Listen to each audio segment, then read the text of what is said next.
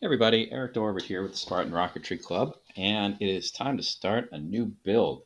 This is a Quest kit. I think I've done one Quest build in the past, maybe, and this is the Terrier-Orion, which I don't think is an actual scale model of anything, but it does bear a fairly striking resemblance to a couple actual sounding rockets that I've seen built in the past. So anyway, we're going to get started on this. First things first, I grabbed the balsa out of the kit, and I'm going to sand this down quickly. I've already processed the other side, but just a quick sand initially to get rid of any particularly bad burrs or any kind of deformities in the wood. I'm using my sanding block, going in nice big circles. Half of it, and now the other half.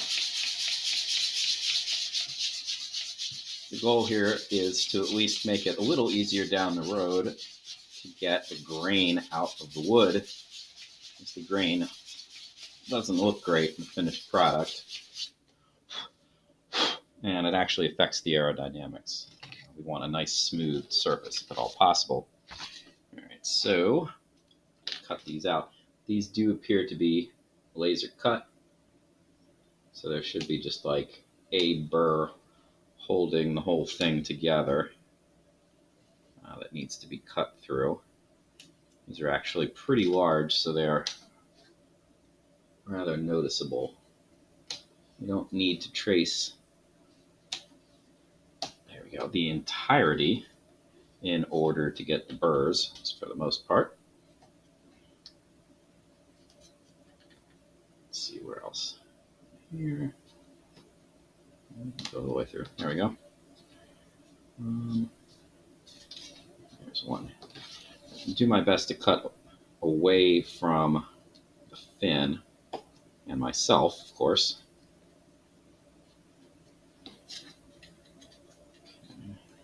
And over here, as part of it, cutting away makes sure that if I lose control of the blade, I'm not going to cut through the wood that I don't want to be cutting through, or my hand, which I also do not want to be cutting through. I'm rather attached to it. I like it not cut. All right, this actually is a bit of a tough piece here, so I'm going to cut at it from both sides. Hopefully that'll be enough to get the job done. That's pretty good. And I guess this up here still needs to be cut through. Again, you could trace each and every cut of this until you get it all taken apart, but really you only need to cut through the burrs. And what I would strongly recommend against is to try to just pop it out. And because, you could, but in all likelihood you would end up with either really bad burrs. These are pretty bad. They need to be sanded down. Or you would end up snapping things, and that would be equally bad. The ones like these that are going with the grain are generally pretty easy to handle. But these burrs that are going against the excuse me, sawdust. Those are the ones that are going against the grain or diagonal to the grain. They tend to be harder to cut through. And I certainly would not want to try to just force them by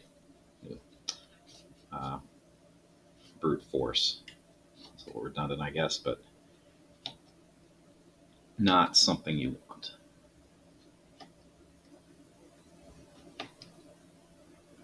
I'm going to have to cut through on both sides of this, I can feel, because I'm making somewhat limited progress. That's fine. Better to do it slowly and surely than to try to rush and either damage the wood or damage yourself. That would be worse. Yeah, and cutting across the grain, like I said, it usually tends to be pretty rough. When you're cutting with the grain, the blade kind of has a tendency to just exaggerate the grain that's already in there. So you don't really need to do very much in order to dislodge things. But diagonal to the grain, that's a different story. All right. So I've got almost all of this cut out. It looks like that's just stuck out.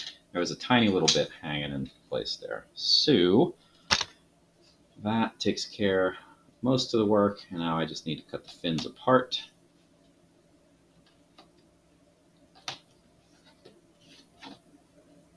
Again, cutting away from the other fins and away from myself. This one, oh yeah. Well, that's exactly what you're not supposed to do. We'll fix that in a little bit. Let's carefully try to get this last fin out. Boy, if I will say one thing about Quest kits, and that is that the burr from the laser cutting does tend to be a whole lot thicker. All right, so this needs to be repaired. Well, we'll get to that momentarily. There we go. All right, so this is not like a critical game-ending problem. We just need to glue it back together. Definitely a case for wood glue. I mean, you could crazy glue this back together, but I think you would regret it, because I'd probably end up crazy gluing it to a cutting board. Certainly would not be a good thing. So I'm going to use my dowel here and just spread this glue very thinly. We don't need much at all. In fact, we want kind of like the least amount possible. I often do this on a piece of wax paper, but I don't think that'll be really necessary here, because since this broke, I mean, it broke pretty cleanly, it should just go back together like a jigsaw. There shouldn't be any real issues getting it back together. So I'm just going to hold it together for a few seconds, and then let's slide it a little bit so it doesn't get glued in place. That's pretty good. You can tell that I broke it, but it doesn't look too bad, honestly. Now, I was going to process these down to get rid of the burrs, but considering that this happened, I'm just going to leave this here for the time being. I am going to try to blot off any glue from the bottom side, because I don't want it glued to the table. All of these need to be processed down because they have sizable burrs in them. We really don't want burrs in our finished product here. So that'll come next. The next step that we're going to handle is we're going to at least start in on the motor mount. So most of the motor mount things are in this little bag. So let's see what we got here. That's transition. That goes someplace else. Clay we don't need right now. Launch lug we don't need right now. Lock. We actually do need at least some of that string. So let's see what we have. All right, so this is the motor mount. One nice thing about this kit I'm seeing is that it has the slit for the engine hook already cut, and just to check, works just fine. It's nice. Another scrap. The first step we need to do here, according to the instructions, is we need to make a couple measurements. It's kind of unfortunate that these aren't done as well, but it's not a big deal. It's just measuring. We need to measure 1/2 inch from both ends. So I'm just going to move the bottom part here to the 2.5 inch mark and put a line at 2. Okay. So those are my marks. The next thing it says is we're going to put the motor, the hook here, it says to bend it a little bit. That might be more than we actually need, but it's fine. In it goes into the pre-cut slot. And then it suggests that I need to tape this down. Well, okay. I don't have any clear tape right on my desk, but I do have plenty of masking tape. So we'll go with that. I don't think it really makes much of a difference. It just says use tape. Well, I got tape, plenty of tape. By the way, I don't tend to use masking tape, this kind of masking tape, for much in rocketry construction, but I do keep some in my range box along with all my motors because it does tend to come in handy on occasion when you're launching rockets, like putting a piece of tape on the launch rod, which is something you need to do from time to time. All right, so tape's in place. That's great. By the way, here are the instructions. There are some interesting things in here, like they give you a ruler, which is kind of nice, I guess, if you don't have your own. And the descriptions tend to be, I don't know, more verbal than your average Estes description. The pictures are, there's a little less going on, but that's okay. All right, anyway, the next thing I need to do is I need to get the string out here. I want the yellow string, so there's two things in here. One is an elastic band, that's going to be our shock cord. The other half is a bit of Kevlar, and like the other Quest kit that I've built in the recent past, this uses a motor mount, or not a motor mount, a retention system that is attached directly to the motor mount. So the next step here is that I'm going to tie this around here, and I'm going to have it coming out the front. So all I have to do is loop it around and then tie, oops, it says tie 2 overhand knots. That's just like tying your shoe kind of knot into Kevlar. Honestly, it might have made more sense to tape after tying the knots, but this will be fine. Okay. I want this going forward. The location of the knot I don't think really matters, but I'm going to, just because, I'm going to put it up here with the engine hook. All right, the next thing I need to do is attach these two guys, and they are going to go at the marks. Are these identical? Yeah, these are identical. So it doesn't really matter which one goes where. So I'm going to push past where I want them to be, and then I'm going to bring them both back once I apply the glue. Now the string, actually I made a mistake here. The string is supposed to go underneath this guy, so I actually have to thread this through. There we go.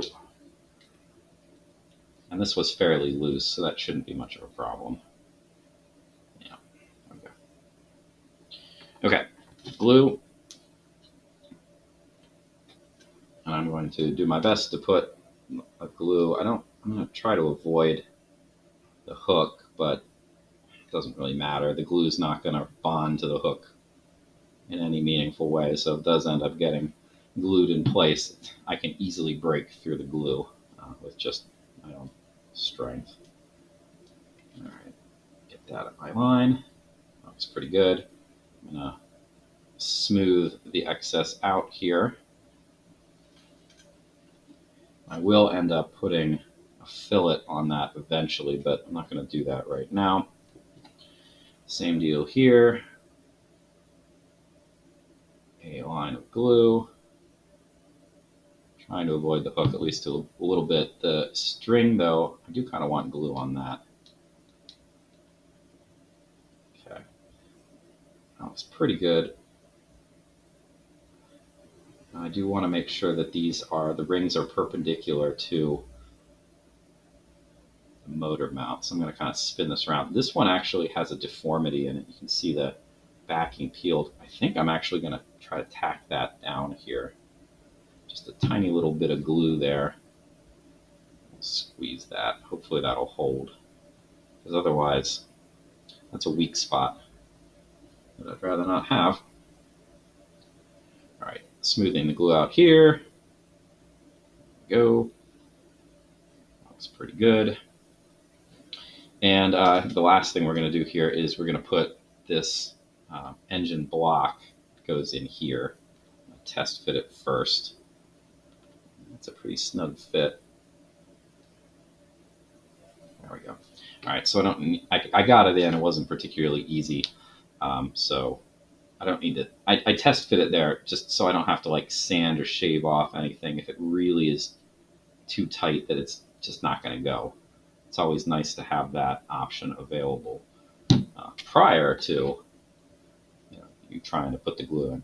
All right, so this goes in. Remember, it goes in where the hook part goes in here, so it's not this end is the short version. All right, that's ever so slightly in, and to get it properly aligned, I'm just going to push down. And do a little bit more. Okay. There we go. All right. Last thing, I guess, is let's quickly apply a little bit more. Oh, that glue is fine. We're going to apply fillets to the insides of where these cords, or not these cords, the centering rings were. So I want this to be, this is a potential failure point. So we want this to be nice and strong. And when I'm dealing with the fillets, I can also make sure that the alignment is good there at a right angle relative to the motor mouth itself. And I think I bumped that one a little bit when I was fiddling around with the engine block, but it seems fine now. And this one looks pretty good because I got a little like partial fillet as I slid the motor around, or the centering around. All right, that looks pretty good. In the intervening time, we need these things to dry, definitely dry, before we move on to the next step. So thanks for watching, and we will pick it up in part 2, whenever that is. See you then.